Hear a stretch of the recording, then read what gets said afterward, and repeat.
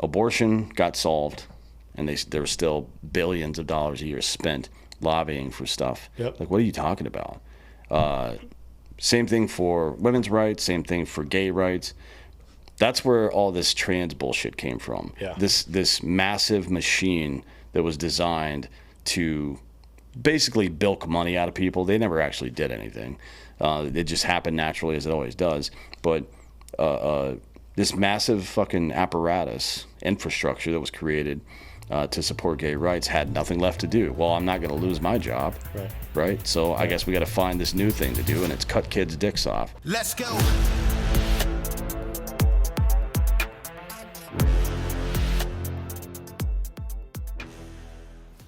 Welcome to Citizen. We got a special guest today, Justin Cross. You're the founder of Earn It All, Earn Your Booze, and some other stuff. How's it going? It's going great, man. Happy to be in Austin for the first time. You've never been here before? No. I mean, you're coming at a decent time, middle of October. It's not so hot. It's still going to be 90 degrees today for some reason, but typically, well, during the summer, it's like 105 to 110 most days. It's fucking brutal. But you live in Phoenix, so it's not that big of a change for you. Yeah, no, we're probably only a couple degrees higher than you guys. Yeah. There's no humidity there though, which is nice. Yeah. I don't actually mind it, to be honest. I like the heat. It's the humidity, is kind of annoying. But we're not here to talk about the weather. You were in the Navy. What made you decide to? Well, first of all, where'd you grow up? I grew up in Scottsdale, Arizona. So what made you decide to join the military? Didn't want to do any more freaking school. Went through high school. A lot of it I just knew was bullshit, especially the math and all that stuff. I had no interest in learning it.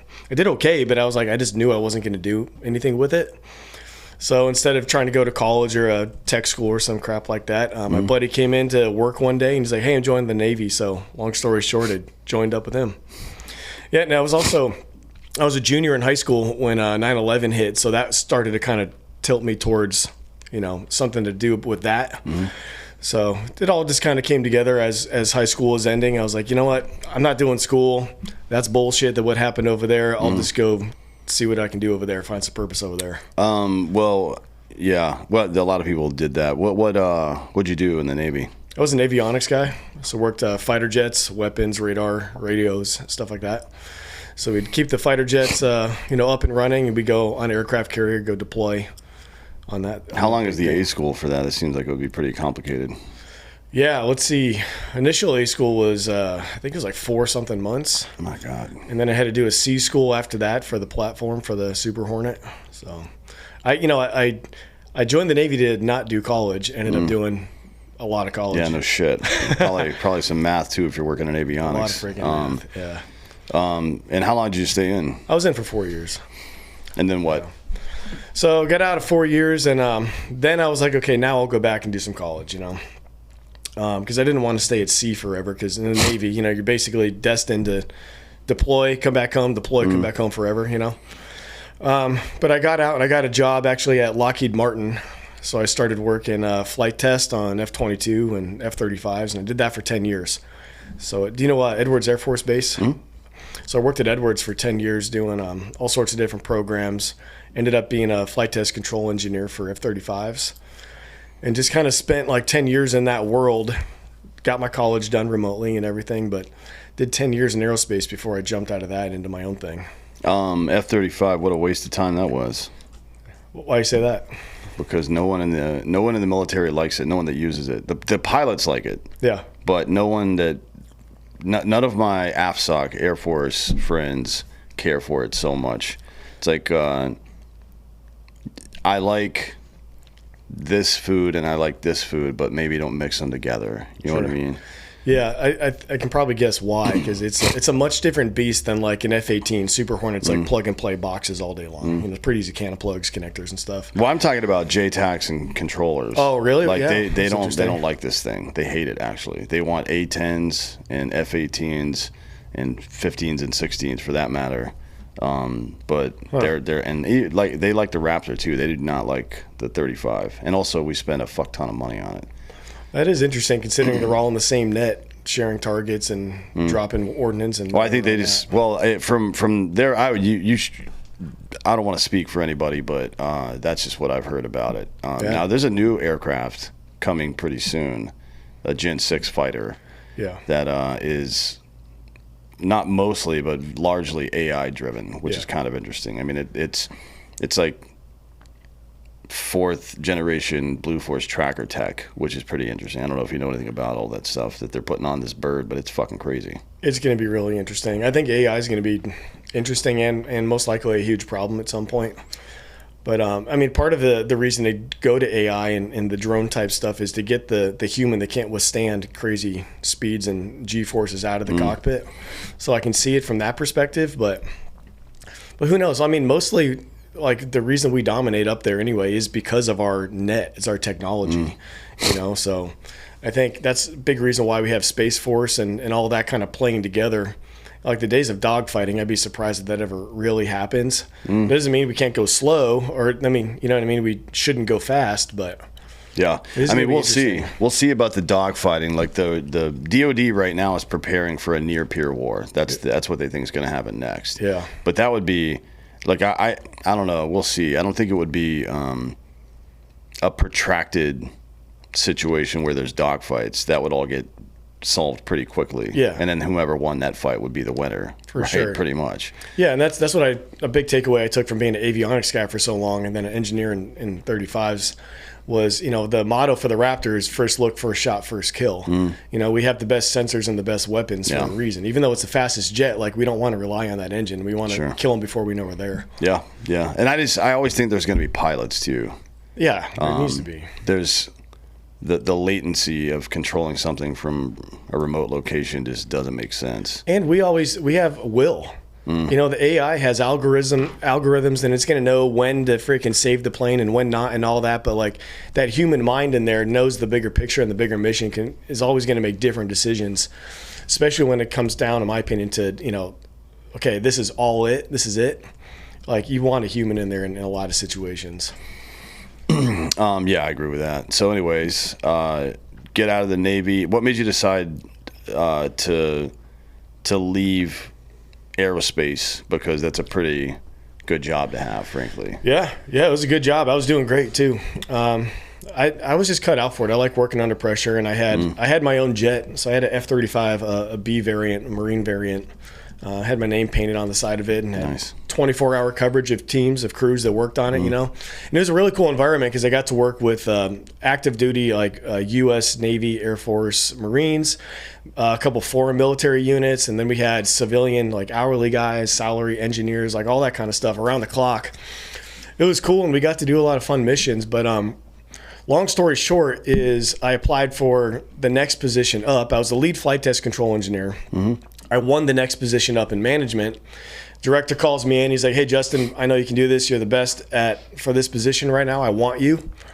However, HR says you need another 10 to 15 years on top of your 14 years." And that light bulb went off, dude. And I was like, I'm not going to sit here for 10 years just for that job if you tell me, like, I know I can do it now. Yeah, it's retarded. And it was within like 6 months that I ditched everything. I was 3 classes shy of a master's degree in aeronautical science. Ditched that. My wife and I just built a brand new house and remodeled it before we even moved in. We ditched that. I left a stepdaughter in California, and we moved out and just really jumped all in. But once that light bulb went off, I was like, as much as I like this industry and it's fun, and we're blowing shit up and we're doing a lot of cool stuff, flying in all the places that don't exist and everything, like it was neat. But there was too much of a hill to climb once they said another 10 years for that. Where do those requirements even come from? Is that from like OPM and the government saying, "Hey, this is our"? Did they pass that down to Lockheed, Boeing, et cetera? Or is it? I mean, because it doesn't make a whole lot. Because here, I'll tell you this: from the early days of tech, there was no educational infrastructure for technology, for IT yet, right? Yeah. Late '90s, early 2000s. I worked in study tech back then. Most of the people that had high-ranking positions in tech at the time were just people with any kind of experience at all, right? Totally. So there were no real educational requirements because it didn't exist yet, for the most part. Yeah. And it was quite a bit better back then, in my opinion. Right now, you have overeducated people, right? Yeah. It's like there is a point. Look, I have multiple degrees. and spend a lot of time even today learning new things, but there's a point of diminishing return with that stuff. There's a point where creativity goes away because you've been indoctrinated too much by, or maybe not even indoctrinated, maybe it's just so much information anymore that you spend all your time trying to hold the idea of all that information in your head and you can't think of anything else. You know what I mean? I just don't understand it. And I can't imagine what 10 additional years doing the exact same thing every day. There's nothing that takes 10 years to learn. Nothing. I mean, that's fucking nuts. And I had already been in that world for 10 years. I had been in that specific thing like on and off for 5. So there was nothing. So, I mean, I don't believe Elon Musk has a technical or an engineering degree for what he's been doing. And he's out there freaking understanding his turbines and his rockets and everything just as much as anyone from what I can see. So that requirement, I don't know where it comes from, but Lockheed is basically the government now. You know, they're the world's largest defense contractor, and they're going to do whatever the government says. They're going to bow down whenever they say. That's why they have all the mask and vaccine mandates. They're basically the government. So that, in my opinion, just came from HR. It was kind of an arbitrary thing where, all right, cool. There's not a lot of people in that world that even have that experience in flight test. How you're going to get somebody with 20 years, it was kind of crazy. So who knows? But it's a big reason I left because it didn't make any sense, you know? And it's a big, I mean, like getting out of the military for a lot of people can be difficult because you don't know what you're going to do next, you know, and there's kind of a lot of stuff out there, but you probably didn't have that problem because you went right into not the same job you were doing, but in some regards it was similar, and also maintained a security clearance, still dealing with a lot of the same people. You may have actually interfaced with some of the people you actually used to be in the Navy with, right? And some of those jobs you do when you go into procurement or something like that, often you're interfacing with those guys, or if you're doing R&D and shit like that. But For sure. So it probably wasn't. That probably, and I'm just assuming here, it wasn't your big inflection point. I bet it was leaving the fucking aerospace company, right? Yeah. Getting in the Navy into Lockheed was a piece of cake. You know, I was doing similar stuff on a new platform. I was on Super Hornets in the Navy, went to F-22, so I had to learn that, you know, side of it. But are they pretty different? Like, what's the biggest difference between those two aircraft? Because they're when did the Super Hornet come out? The 88 or something like that? The Hornet came out back then. Okay. Super Hornets, we had one of the first squadrons, which was in probably like 04. Okay. Because we deployed with them in 05. What's the difference between the Hornet and the Super Hornet? It's kind of funny. They could have just given a whole new name. It looks kind of similar, but they beefed it up. They gave it much better avionics, bigger engines, different inlets. If you look at a Hornet, it kind of has like the oval inlets for the engine. Yeah. The Super Hornet is rectangle. So you can tell by that if you can see the intake. Makes sense, yeah. But it's just a bigger, better, faster, more computer-driven airframe. And then what's the big difference between the Super Hornet and the 22, I guess? Massive difference, like complete difference. So let's talk about maintainability, right? If something goes wrong on an F-18, something with the radar or whatever, there's boxes. You unscrew a couple screws, can of plugs, swap boxes all day long. So more hot swappable than a 22? Yeah, exactly. Yeah, because it's a good, So we could change parts on the fly on the deck of the boat, no problem on an F-18. And by a 22, you just got to take the whole fucking thing apart? F-22 is a computer. There are hundreds of literally cards in these computer racks. So was it like a server rack? Yeah, multiple server racks. Interesting. I didn't know that. Yeah. Yeah, it's basically a whole integrated computer, and then performance-wise, it's no comparison. Like the Raptor has 80,000 pounds of thrust. Like it goes, a couple Mach. It's stealth. The F-18 Super Hornet, they say is stealth-like, but what's the radar signature on a Raptor versus an F-18? Significantly smaller. Yeah. Like isn't F-18 is the size of like a beach ball, and then a Raptor's the size of like a baseball or something like that. Yeah, like a bird. Something probably. Like that. Yeah. I would imagine the F-18 is even bigger than a beach ball. Really? Shit. Yeah, because especially the 15 is like the size of a small car or something like that. And I think the 18 was considerably 18 might smaller, be a little bit smaller. Okay. Yeah, maybe a wheelbarrow or something. I mean, that's going to be hard. I explain that for people because I don't know if they know what a radar signature, what it means. Because you're on the ground or you're using satellites to try to Yeah. detect aircraft in your fucking airspace. What is that? What exactly is happening there? So if we are on the ground and we're trying to see what kind of airplane is flying above us, we have radar, right? We shoot it at it. Or if you're using an AA gun that has Sure. a targeting system on it or any of that shit. Yeah, right? exactly. So the radar essentially, it hits whatever this target is and it bounces back. Ping, yeah. Yeah, Like sonar, basically. Yeah, what we receive back is how we create an image of what that thing is. So the reason the F-22 is so much more stealthy than any other plane really is, if you think about an F-18, all the weapons hang externally. They're all hanging out, right? And they got all these bumps and these things all over it. The F-22, everything is internal. So they have doors that open and the bombs are hidden inside. And there's a lot of other things on the F-22 with like the coatings, we call it. It's not just painted gray. There's multiple layers of coatings on it that are made out of all these classified materials. Yeah. And then you would pretty much never find like this straight edge like on the wall. You don't see straight edges like that. Right. All the panels where they connect are like jagged and they look totally freaking random. It's just like camouflage, right? Like it's camouflage essentially for radar. Yeah, there's no hard lines in nature. Correct. Typically, that's Correct. why you paint your face up. Yeah, so now imagine the two. Say we hit an 18 and we hit a 22. The 18 is going to send back a good amount of data because there's all this shit all over it. You hit an F-22 and it disperses. It goes through all those jagged lines. It gets absorbed into the coatings, and there isn't a lot of stuff for it to bounce off of. So what we receive back is, depending on what configuration it's flying in, is we might not think it's a plane at all. We might think it's. But if you do know it's a plane, then in the negative space, you would be able to tell exactly which plane it is, right?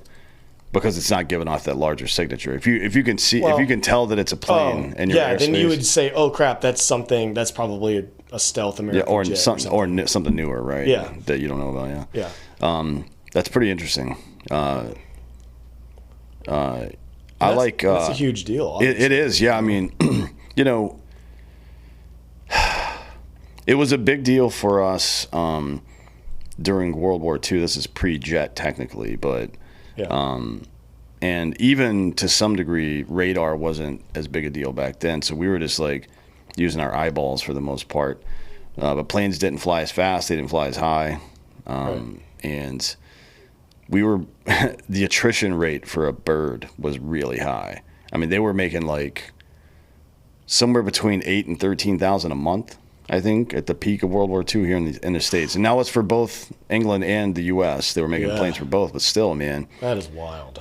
And you're plussing up your arsenal as well, but they did that for a year and a half, I think, about that rate. That's a fuckload of birds. Yeah. I mean, we don't lose birds anymore. When we do, it's news. It's huge news now. That's right. Unless it's an Osprey, then it's like, oh, of course. Again? Yeah. Okay, yeah, so we lost a 22 when we were in flight test, and it was still a massive deal. Yeah, I bet. How much do those things cost? Well, ours specifically are all instrumented, because when you're in flight test, what we're doing essentially is we're gathering data on everything, right? We're checking out everything that the computers are doing. We have stress instruments all over the wings and checking out the speed and flexing and all this stuff. So those things are estimated. The one that crashed was, maybe 500 million or more. It was a major asset for us because it was one of our most valuable flight test vehicles. So when that thing punched in the ground, it killed the pilot too, Mr. Cools. It was crazy, and it made news. It shut down the fleet for a while.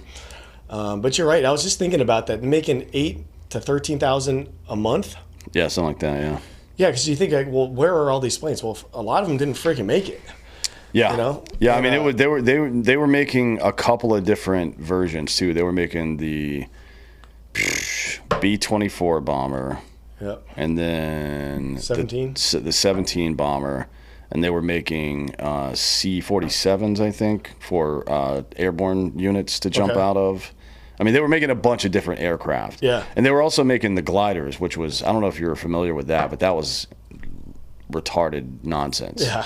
It was basically a C-47 with a wooden plane strapped to the belly. Right. And they would just cut loose and crash land it. And that was one of the airborne units would do that. There's no fucking. That was actually mine. 325 was called Glider Infantry Battalion back then, or something like that. Glider Infantry Regiment, maybe GIR. Now it's Airborne Infantry Regiment. But yeah, I mean, I've done some dumb shit in my life, but I've never intentionally crash landed a wooden plane into combat. That seems extreme. to be honest. What? Yeah, they were making a bunch of different types of bourbs. And again, some of them, like that one's a single use one. So I mean, it makes sense to some degree that consumable. Yeah. And then, they had we didn't have the infrastructure to do serious repairs over there. So even birds that made it back and forth from the mission had to be taken offline and scrapped. In most cases, scrapped, and the metal would be sent back and stuff like that. So the number sounds super high, and it is compared to today's standards, definitely high, but it's not quite as bad as it sounds. But it's wild as hell. I'll say that we've definitely gotten quite a bit better at all this. Better than anybody else. Like, people don't understand that the largest air force in the world is our Air Force, and the second largest air force in the world is our Navy. Yeah, it's like I don't worry about any of these other countries beating us in any kind of real war. That's why they don't fight us in any kind of real war. They steal our intellectual property and send agents over here and all that other bullshit. But yeah. The only kind of war that bothers me, if I think about it, is nuclear war. Because it doesn't matter how many planes we have, and fighter jets and all that. Like, if that goes the wrong way, then that doesn't matter, But it is crazy how far we come, because it wasn't too long ago. My father-in-law was a tail gunner in a B-17. And I did like a 3-hour long talk with him, and he did not like to talk about it. He opened up about it, and it was unbelievable what those guys went through. Yeah, I mean, they made a lot of progress even in that short period of time, though, from the 17 to the 24. I think they removed the tail gunner entirely. Yeah. They had one gun on it, but they removed most of the stuff just to give it more range, so it could fly. I don't remember how far, but it could get to where it needed to get to. Yeah. Without necessarily having to get too close, and that was going to become a priority once we got into the Pacific theater, because it's in the middle of fucking nowhere. Some of those, like, Marianas Islands and stuff.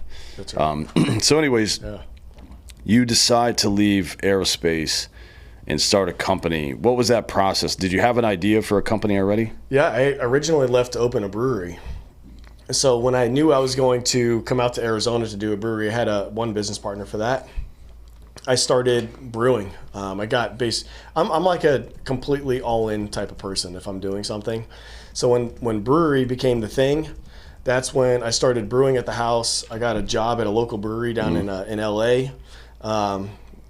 Joined all the brewers associations. I went to SDSU beer school, listened to every business of beer podcast that I could get my hands on, and just completely immersed myself in it, and became kind of known as a beer guy for a while, because that's what I was getting into. So originally did that, did all that planning, but when I moved out to Arizona, my business partner had started a solar company, which is just kicking ass, and he's like, hey, can't do the beer anymore, and all this and that. So we did not open a brewery, and I'm very glad that we didn't, because that was leading up to the height of that craft beer boom, probably about, like 9 years ago.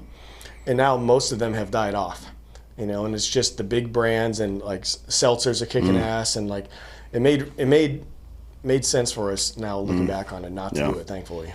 Yeah, there's a couple of regional areas where craft beer is still doing really well. Sure. Mostly anybody that was really successful got purchased by somebody else for the most part.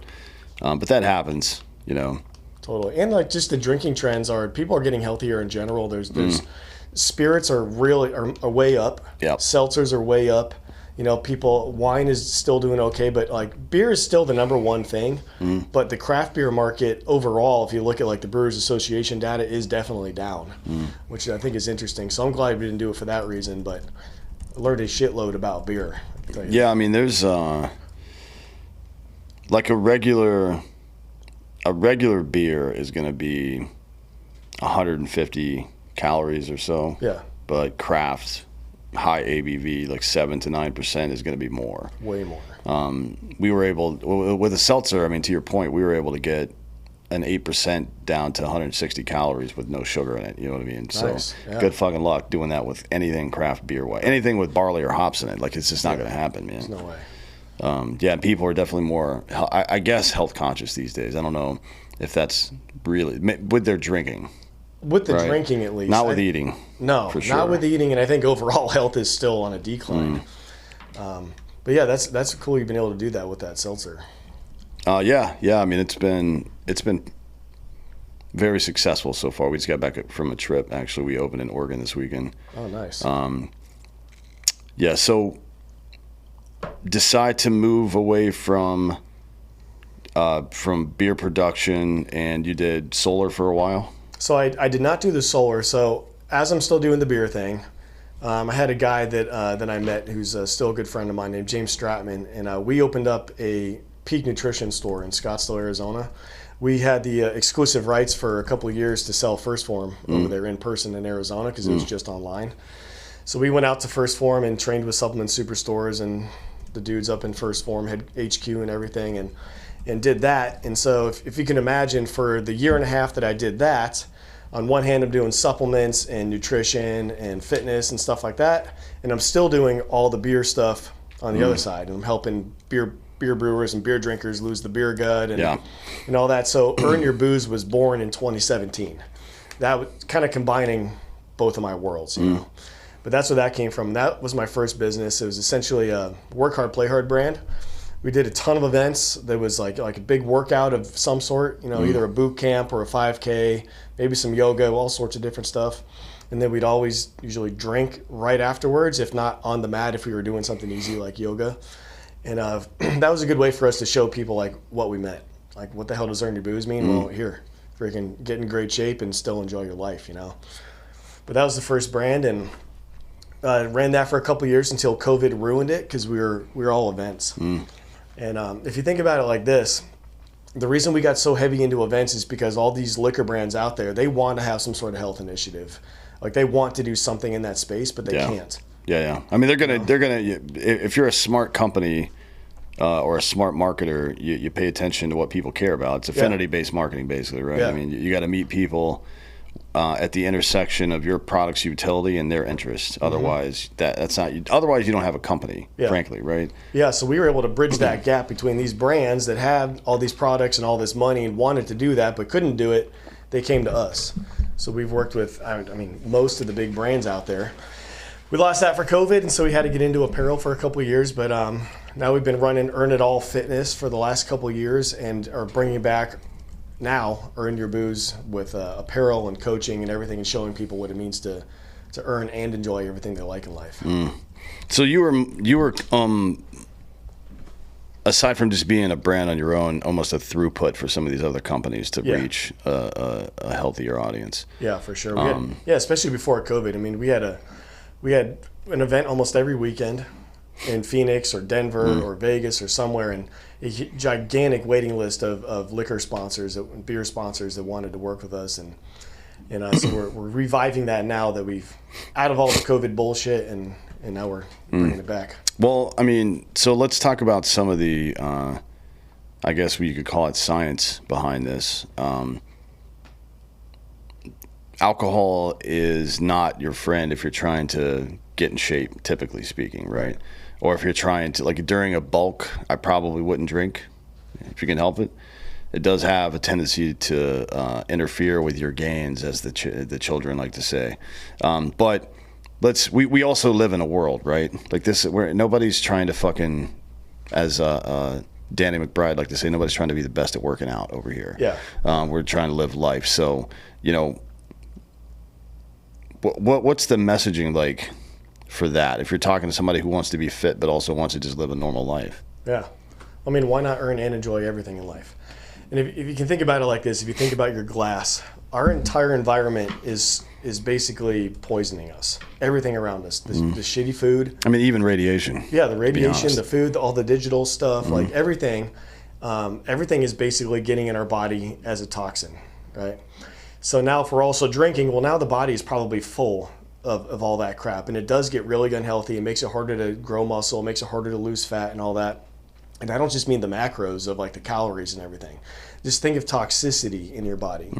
So if it's making your liver, kidneys, and pancreas work harder than they should. Because everything, we got microplastics in our balls. Like we've got all this bullshit in us from all the crappy stuff that's around us. So if you can think about it like this, elevate your health by really truly getting healthy. It starts with exercise for sure. Working out, putting on lean muscle mass, and then cleaning up what you're eating, properly hydrating, sleeping well, getting sunlight, all these things that we know keep the body healthy. When you do that and have some drinks, your body knows what to do with the with the acetate and it knows what to do with the alcohol. It processes it through. It's not a big deal. Yeah, we've been drinking for a long time. Long fucking time. I think the main issue that people have when it comes to health and booze is they're not doing anything else healthy. And they're looking at alcohol to create like a cool life for them, like a fun time. Right, yeah. Why not make a badass life that you love anyway? So when you have some drinks, it's just like pouring some icing on the cake. It's just making it even better. Yeah, drugs and alcohol should be an enhancer. It's an enhancer. Not a replacement. Correct. It's certainly not an escape. Like if Correct. you're using it for that reason, there's better ways to escape from things. Yeah. Go hang out with your family or sit in a quiet room or something like that. If you're drinking or doing drugs to escape, then you're using them for the wrong Doing it reason. the wrong way. You know what I mean? Like the Greeks had this drug called kykeon. I'm not sure if you're familiar with this. Not sure. But it was the elixir of the gods, they called it. It was probably just like mushrooms or DMT or some shit, right? Sure. But Yeah, they would use it on a regular basis, not to escape anything, but they would take it and think about life. You know what I mean? Yeah. It's like we've come a long way, and certainly there were drunk assholes back then too. Addiction's nothing new, but yeah, it's everything has its place, I suppose, right? Like I don't think being tightly wound all the time and worried about every single calorie is going to make you live longer. Frankly, as a matter of fact, it's probably going to shorten your life. Cortisol can do that. Yeah, it's funny. The obvious thing is like we know there's people out there that need to get healthier. They need to get in better shape, right? And so those people, if they drink, especially if they drink a lot, should really drink less and work on themselves more. But to your point, on the other side, there are people that are so all in on what they're doing all the time with fitness and business and everything. And they never get a chance to chill and have fun, have some drinks, get silly and stuff like that. I feel like if those people do that every once in a while, it creates so much more enjoyment in the process. You know, some people are just wound so tight. It's like, dude, have a drink, dude. Yeah, you got to calm the fuck down. Calm the fuck down, man. Like, life is cool, you know? Like, yeah, sure, be all serious like Goggins if you want a lot of the time, but like sometimes like you got to freaking look around. I wouldn't Stop recommend. and smell the roses. I wouldn't recommend ever doing that. No, I don't either. Yeah, life. Look, keep in mind that nobody's getting out of this bitch alive. Yeah. You know what I mean? The mortality rate is 1. You're gonna die. That's right. I hate to break it to you, but life sucks, and you're gonna die. So you know, you gotta find some kind of purpose that motivates you. Yeah, man, and you got to have some fun along the way. Like today could be my plane might go down tonight. You know, like, and I don't want to like just work my ass off all the time and just like set these such big goals that I'm just waiting and never have it come to fruition. Like, you know, there's got to be some sort of a balance there where you are sure setting bigger goals and working towards it, but dude, I want to have fun along the way too. You know, I got kids, I got a wife, and like they don't want me just to work my ass off all the time. And like it's not good enough to say, oh, someday we're gonna go do this or someday we're gonna have that. You know, no, we're gonna have fun right now. Yeah. Yeah, I mean there's got to be some kind of balance. So, what companies? Not the names of the companies, but give me an example of a particular campaign you ran. I just want to know about the messaging, I guess. Like you do. I get the baseline. You do a workout and then you do some drinking, but like what's the show look like? What are you talking about? What kind of message are you communicating to people, I guess? Sure. So we've done a couple different kinds. Sometimes they're online, sometimes they're in person, right? So we did about 18 events at this one bar called Lester Rooftop Bar in downtown Phoenix. And we had some really big Diageo brands, you know, that like, you know, liquor and tequila and stuff like that that want to do activations. They want sips to lips, you know, like Hard AF Seltzer. You want as many people as you can to taste it, you know, so they can get that experience, see how tasty it is, and become fans of it and want to go buy it again. Sure. Right? So essentially what we do is we put together these in-person experiences where we fill up however many people can fit in whatever spot we go to. And then we market that people are coming for a couple different things. They're coming, one, to work out and earn it and have fun. So it is kind of a fit type thing, but it's for all ability levels. It's not, you don't have to be a freaking raging animal to come there, and it's not a big CrossFit wad or piece of shit. Like we want everyone to get experience, right? And then we have these, we have cocktails. We call them fit cocktails. If it's like a liquor, if it's a tequila, we'll show them, look, you can make a badass margarita that isn't full of syrup and sugar and bullshit, and it's still really tasty. Right. And then throughout that whole thing, we're just mixing messaging all throughout it. You know, like if we were doing hard AF seltzer and we like, let's say we were doing burpees, they'd be hard AF burpees. You know, we would just say hard all the time, hard AF all the time, all the way through it, and really get those people that are there doing it to think of that seltzer when they think about that experience that they had.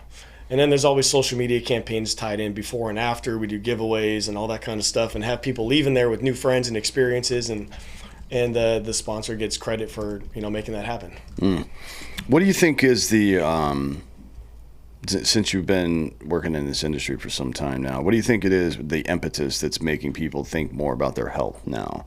Because the 1950s on has been a bit of a challenge for Americans, you know what I mean, with processed food especially. Yeah. There's a lot of other stuff, microplastics, obviously, and toxic exposure to heavy metals and shit that are fucking with our hormones, but all of that might have been okay to some degree had we not been eating retarded nonsense. You know what I mean? So what do you think? That's just a lay of the land there, but what do you think has been the impetus for people to start thinking more about their health? Because it's not new.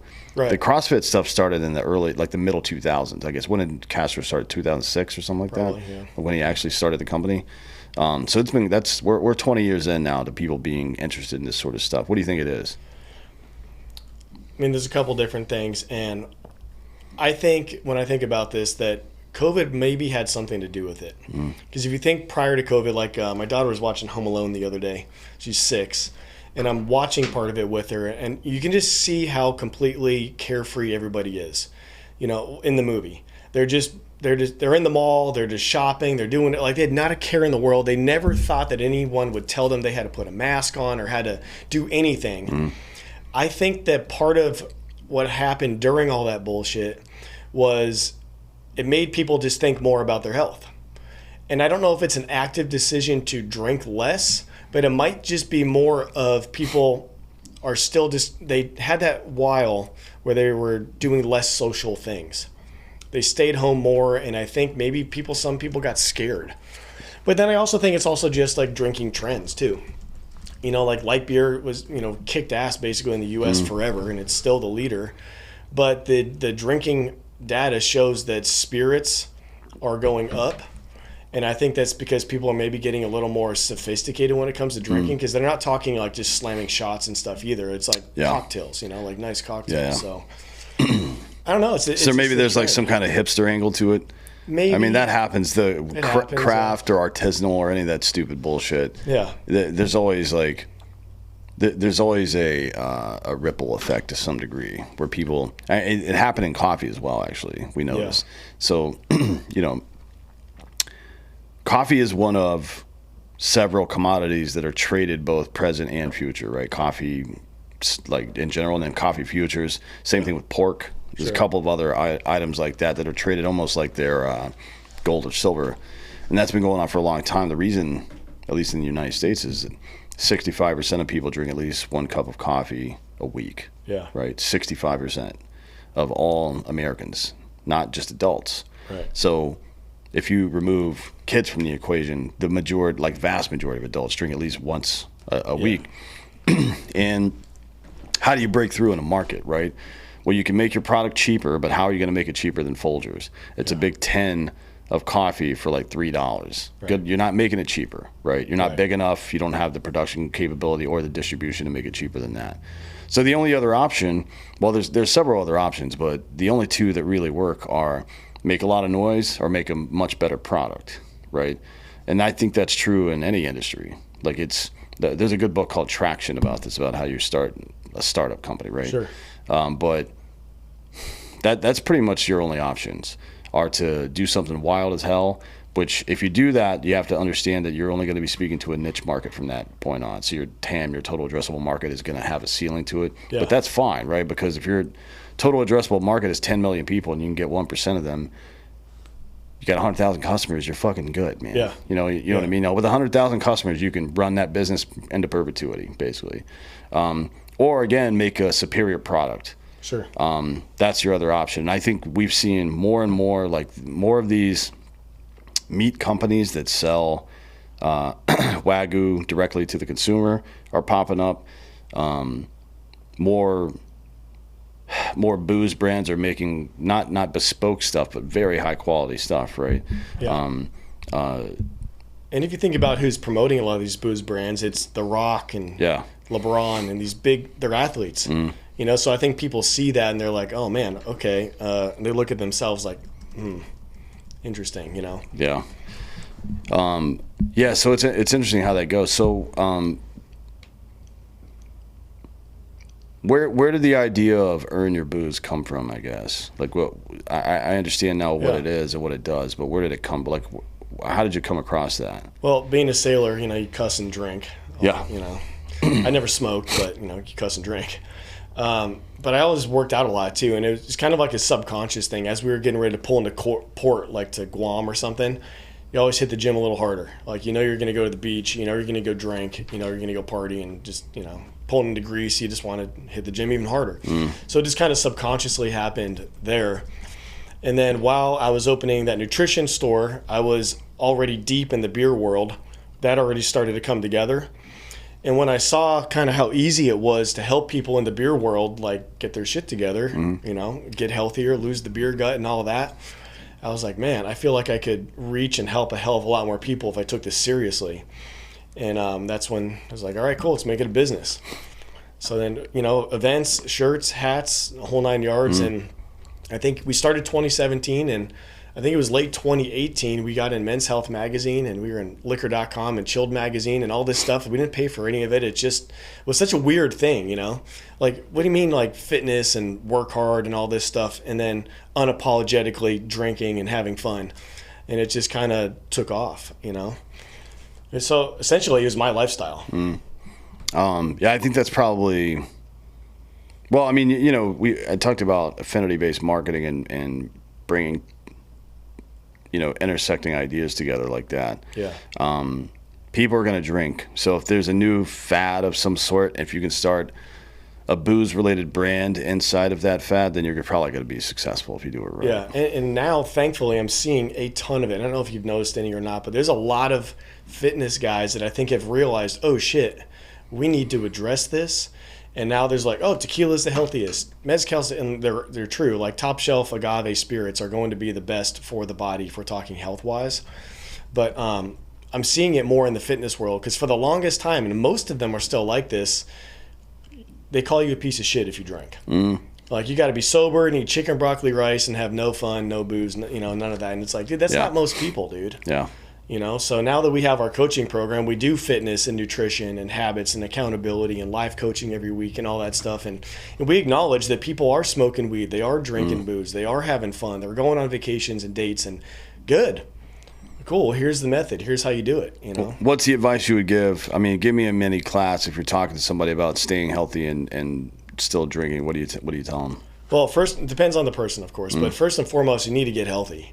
A lot of people are trying to get in shape, but they're taking down a 30-pack a week, and they're overweight. They got 50 pounds to drop.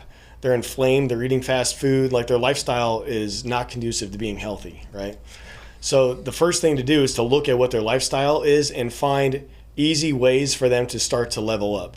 Because it might sound contrary. You could just tell them, hey, eat chicken, broccoli, rice, and you know, and go sober for 3 months or something like that. But most people they're not going to do that. They'll do it maybe for a week, then they'll fall off. Right. So it's addressing each person's thing, and there's super, super simple things like make sure you're hydrating properly.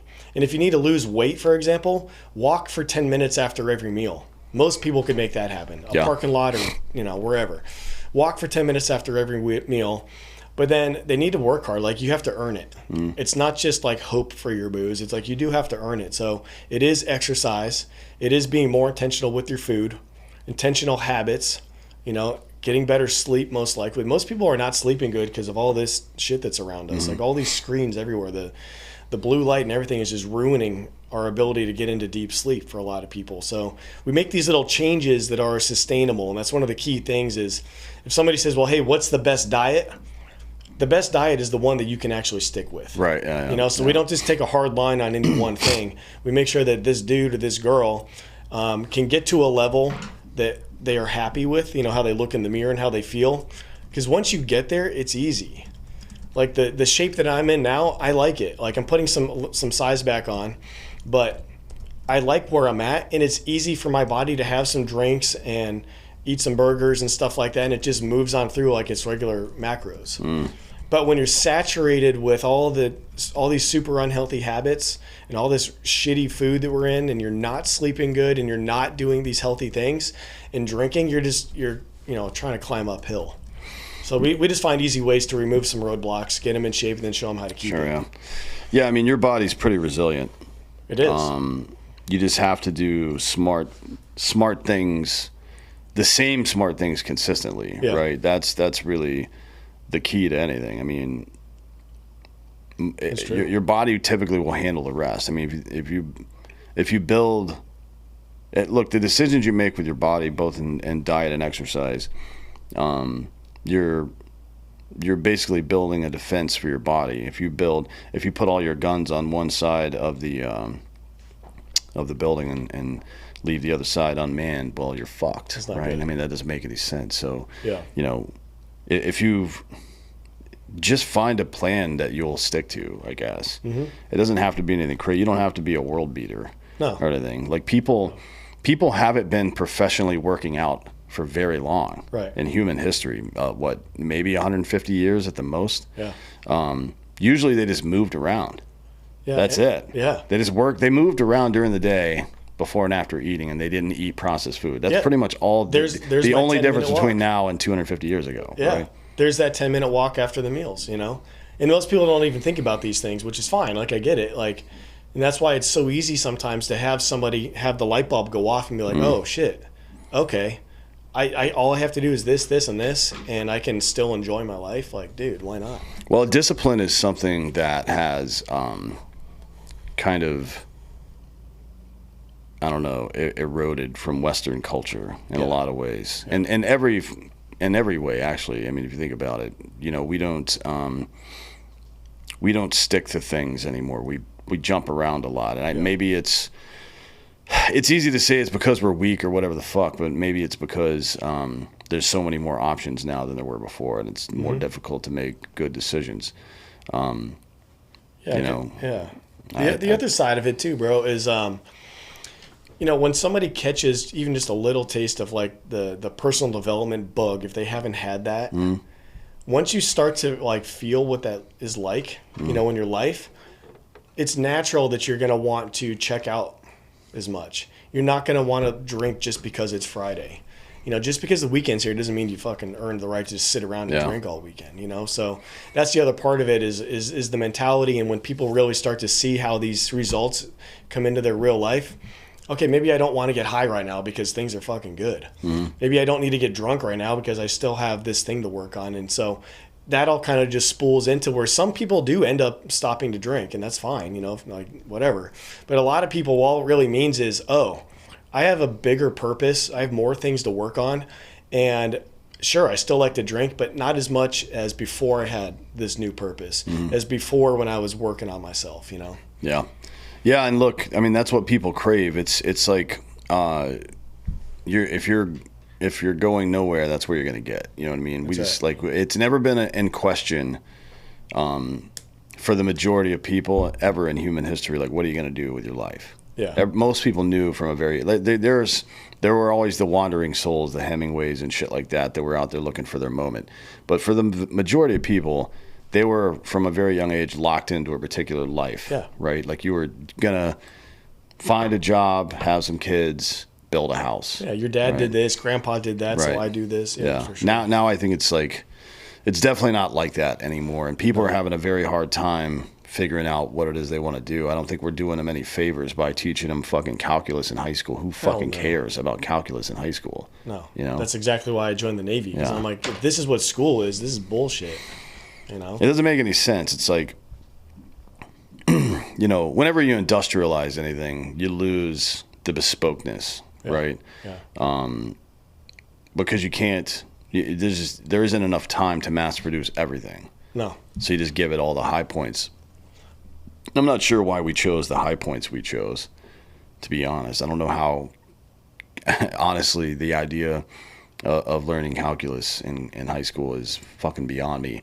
The idea of trying to learn a foreign language when you're 14 and 15 years old is fucking stupid, right? That'll never happen. Not one person I know that took a foreign language in high school knows any of it unless they continued afterwards or they grew up speaking it. Right. Right. Or move to that other country. Or Yeah, something. yeah. I mean, it is absolute insanity the way we treat our education system. But, Yeah. you know, it's just like everything else. When you look around at institutions and they're failing, the only solution is to find people who think like you that are doing the right things and do them together. Fuck, you don't need the government to do any of this stuff. I don't know why you would think you did. No, all that stuff that went down yesterday with SpaceX, that's all private. Yeah.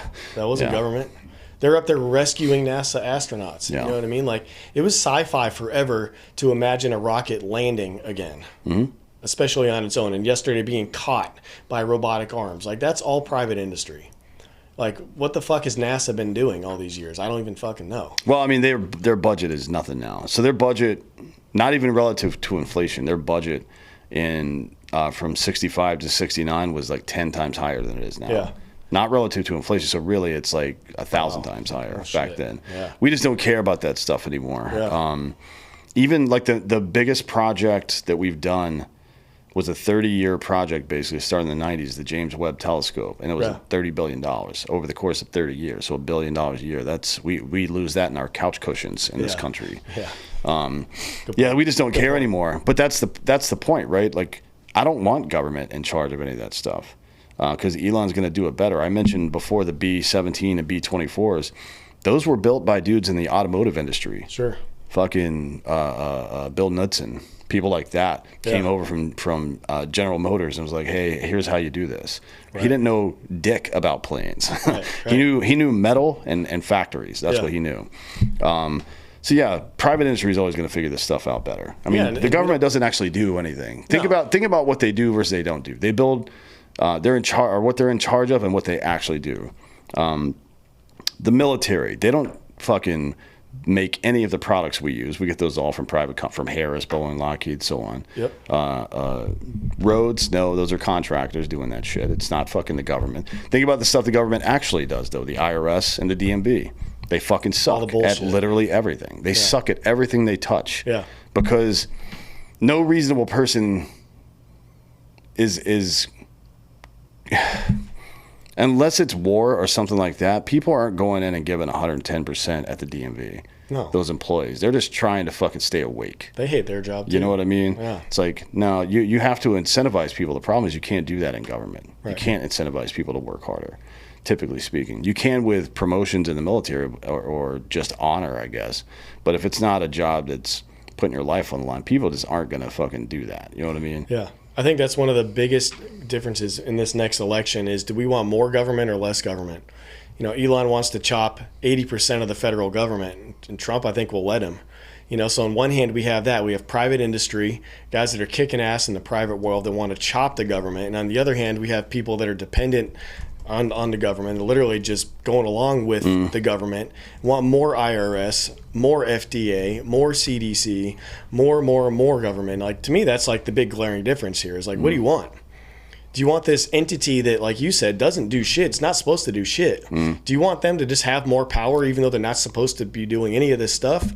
Or do you want to get rid of as much of that as possible and have guys that are actually killing it in life up there making decisions and, Yeah. and letting us do what we need to do? Yeah, man. I mean, we could reduce the size of the federal government by 99% and I wouldn't notice, Agreed. frankly. Agreed. Yeah, I mean, Dude, the waste is insane. it's not just the waste, but it's mission creep as well. It's like, well, if I create a regulatory body of some sort, I've got to give them something to do. Oh, yeah. You know what I totally. mean? Yeah. So even if, let's just say, I don't think this is true, but let's just say, for the sake of argument, the ATF was created for some noble purpose. There weren't. They're all gay as Definitely fuck. not. Fuck Yes. the ATF. Yes. But let's just say it was created for some noble purpose. Once that purpose gets solved, or the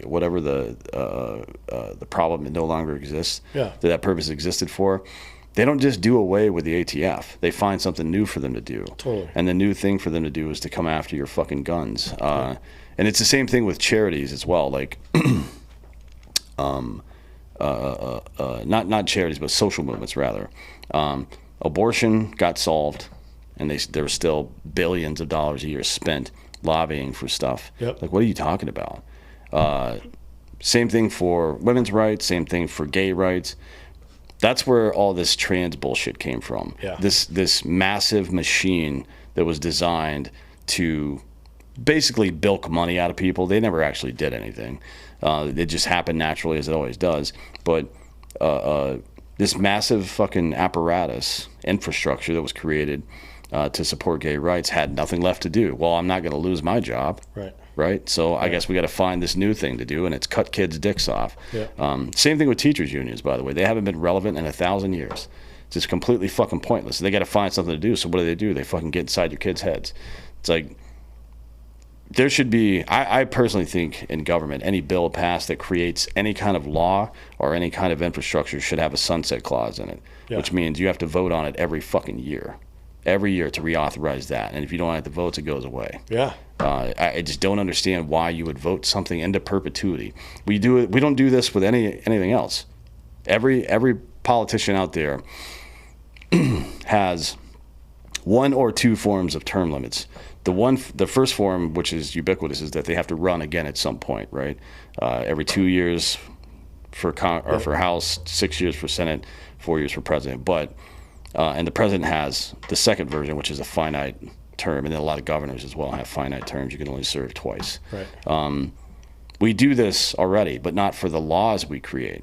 It reminds me of a quote from Thomas Jefferson. He says, I'm becoming increasingly convinced that life belongs exclusively to the living. And what he meant by that was that we shouldn't be making laws for people 50 years from now who are going to live completely different lives than we are. That's why we wrote the fucking Constitution, to illustrate our first principles. These are the things that matter to us.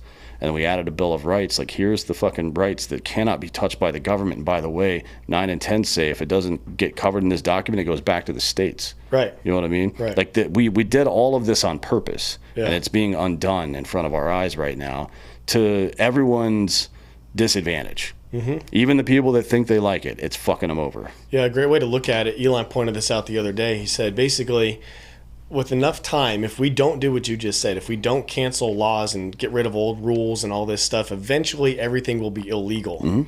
And you're like, well, what do you mean? How does that sounds crazy. Well, if we think about it, like, everything started off with, like, say, base level complete freedom. And then we put a little restriction on, like, you can just, firearms is a very easy one. Mm-hmm. Little restriction here, little restriction here, a little permit here, a little background here, all these little things here. And before you know it, like in California, I think you can't go over 7 rounds in a magazine or something like that. And it's like, but you just keep going, and before you know it, like, nobody will have any sort of gun. Right. You know, and it doesn't apply just to guns, it applies to anything. So that's a great way to look at it, is sunset clause, because any power that the government takes, they're never giving back. Yeah. And then they're always raising money for it. They're always having more donations. It's always just getting bigger and bigger and bigger and bigger. Like, I love what you said, the ATF. It's like, yeah, if they came in to fix one particular thing, they got funded to do it. Well, that funding keeps coming. If that mission's over, the funding is there. They're not going to just, oh, hey, never mind, guys, take your money back. Even if they fail. Well, they usually do, yeah. Even if they fail. So FEMA, for example, pretty much every time they're involved in something, it doesn't go well. Yeah, and I don't think it's the individual employees at FEMA's fault. I think it's the federal government's just fucked, right? Yeah, it's that whole thing. The way it's set up, what it's supposed to do, it's like, it's not right. Yeah, so it's like, what happens if FEMA fails? Do we get a refund? Do we defund FEMA? No. Right. No. Does anybody get fired? No.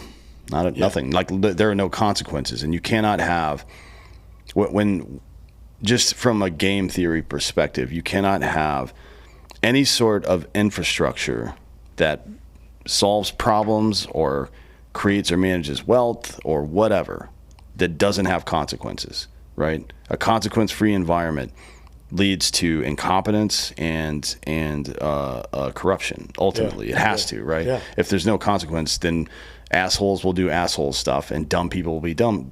That's just fucking life, right? Right. So you have to build in the same way you do this for yourself, by the way, because you are an asshole and a dumb person sometimes. Yeah. You build guardrails for yourself. Look, if you don't want to eat junk food, don't fucking buy it. Right. When you wake up at fucking midnight, you're like, oh man, I need a snack. If there's only healthy food in your house, guess what you're eating, bitch? Yep. You know what I mean? Yeah. Like, these are the guardrails we create for ourselves. But for some reason, we gave the government full control, and now we're $36 trillion in debt. Which is insane. Yeah. It's not great. Did it cross? Wasn't it 10 billion? We crossed in Obama's time. Fuck, I don't even know. I remember when it was like it hit all of. I think it was maybe that's when we went to 20. I think we had reached 10 billion, or 10 trillion. Yeah. And then I think it went to 20 trillion at the end of his 8, and I thought that was the biggest deal ever. And now it's almost double that again.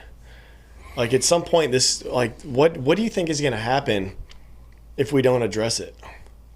Like, our currency, it's a hyperinflation. It's happened before. Yeah. We wouldn't be the first country to experience that. As a matter of fact, there are countries in Central and South America that experience it right now. Yeah, I went to Luxembourg back in the day, and it was like 75,000 of whatever to buy a pair of shorts or something. You know? Yeah, it's retarded. I mean, Venezuela's going through hyperinflation and has been for some time. But I just wonder what would happen here if what we would do about it. Like if our government would be like, oh, nope, instead of that, we're just going to fuck all the people we owe money to and war or what? I don't know. Like well, so the national debt is complicated. It isn't like we borrowed the money from a bank. We borrowed it from the value of our own currency. You know what I mean? Yeah. So let's say we've got $6 trillion in circulation, which is the truth. We have 6 trillion, not 36.